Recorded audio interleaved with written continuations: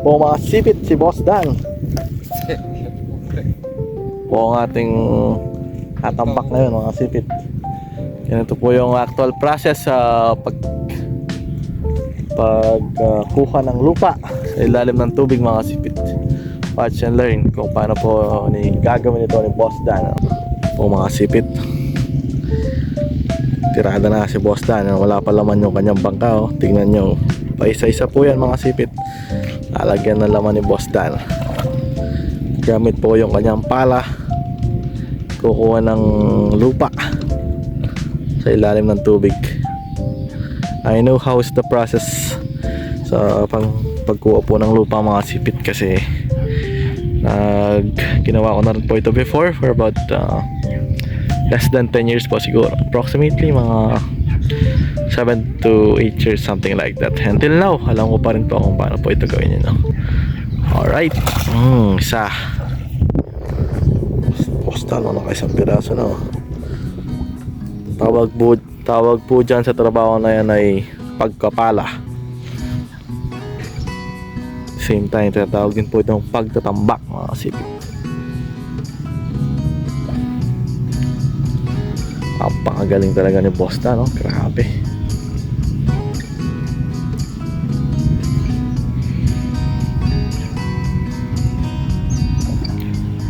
Yan, pangalawa.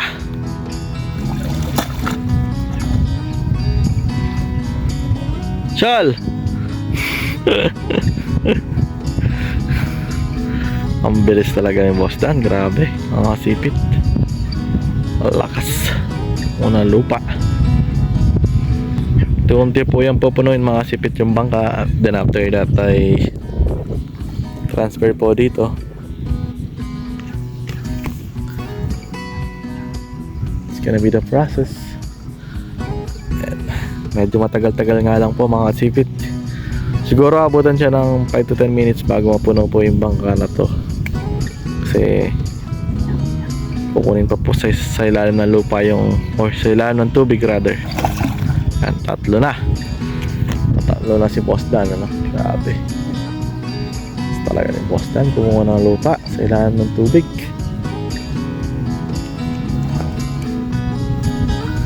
Ako po si Koyang. Papatubig po si Koyang. Patubig po siya doon, oh. Sige po ang kubo natin. Sa our kubo pang-apat piraso na. Bibilangan mo. Oo. Ay, nakakapan na si Boss Dan. Ilan kaya ang laman ng bangka ng kasipit? Kung pinigyan ng ayuda. Gusto mong, baka may gusto pong maging sponsor kay Boss Dan, ano? Mga gusto pong magpatambak mga kasipit, just let me know. Sila lang po yung nagtrabaho dito, yan, hanggang doon po yan mga sipit. Yan, dito yan, oh. Sila po lahat ng nagtambak dyan. Veteranong na po si Boss Dan sa ganitong uri ng trabaho mga sipit yan, oh.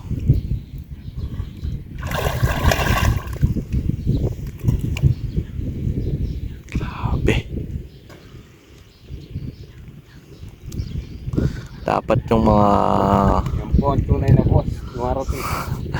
dapat yung mga gumawa dito, yung mga nasa kaupo sa pwesto, para malaman nila kung paano kahirap yung pinagdadaanan ng mga farmers before makapag-produce ng mga goods to support the needs of the community. Mga sipit, halos mapuno na ni Boss Dan, no? Tapi sobrang bilis lang mga sipit.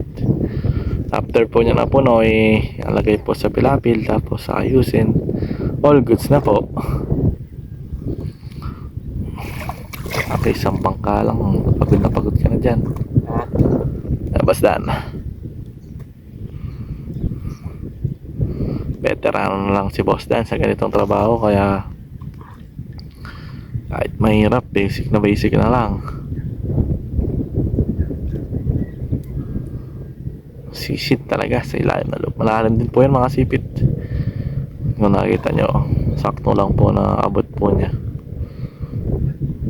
5 feet po, mahigit.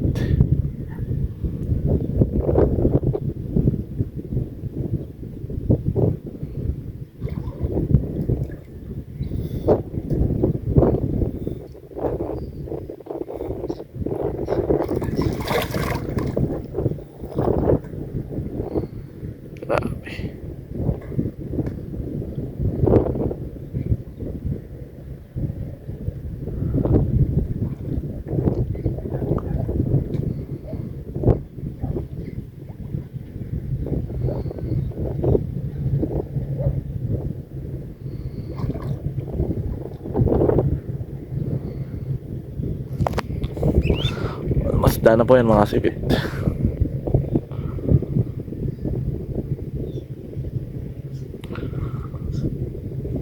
Ano, sa dulo. Alright.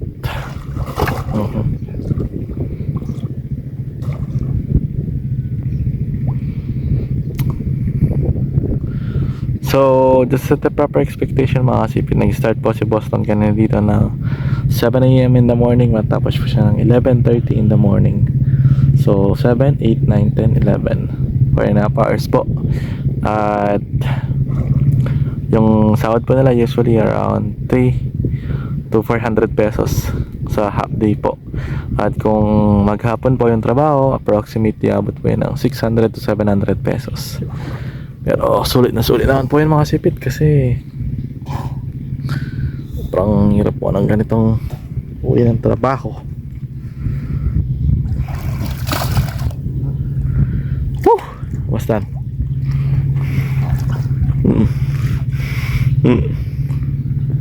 and after that nalagay na po yan dito. Kakamada na. Transfer na yan mga sipit. Transfer na ni Boss Dan, no? Right, sa isa. All around na, Boss Dan. Siya yung kukuha sa ilalim ng tubig. Siya rin yung mag-aahon sa papunta po dito sa Pilapil.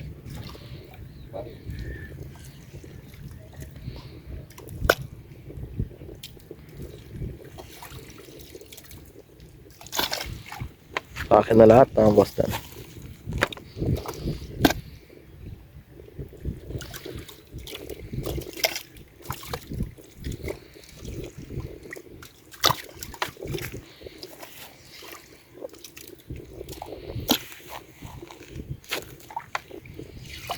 Saan po nalang gawin yung Pilapil para pagka tag-ulan hindi po nalubog.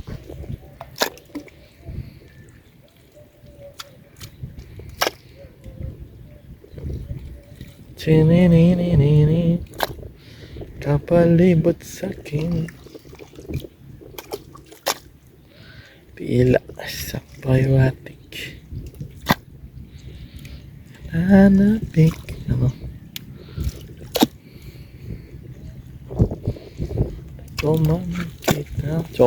Chocolate po yan mga sipit. Tingagabon na sa tingagabon palibob hati panambak yan.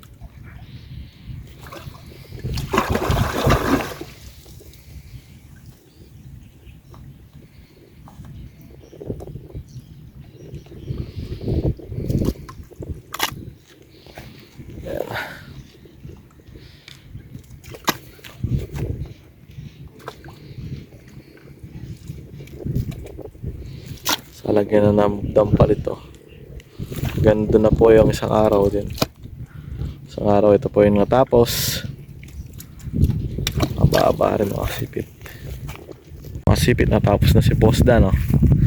Yung finished product niya mga sipit. Ayan na po yung pinaka niya, finishing. Ayusan lang konti-konti. Himas-himas lang. Nag-bake ka lang ng tinapay.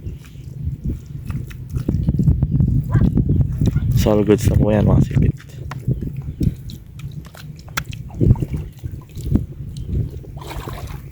Sasamento ka lang.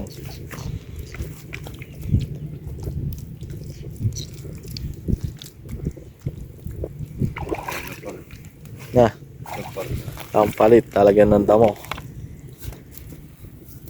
para matibay, matagalan.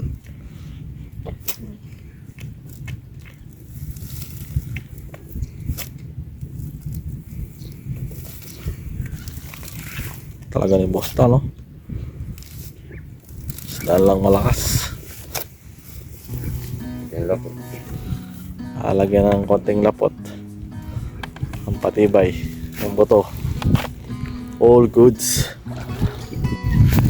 Yan po mga sipit. Natapos na po mag-comeback for today's video si Boss Dan. So, pahinga lang po tayo sandali sa kubo. Dahil mainit-init na 11:30 in the morning. So I don't take too much of your time mga sipit. If you have any question about this video, please comment down below. Once again, thanks so much for watching. Please do like and subscribe. Bye-bye!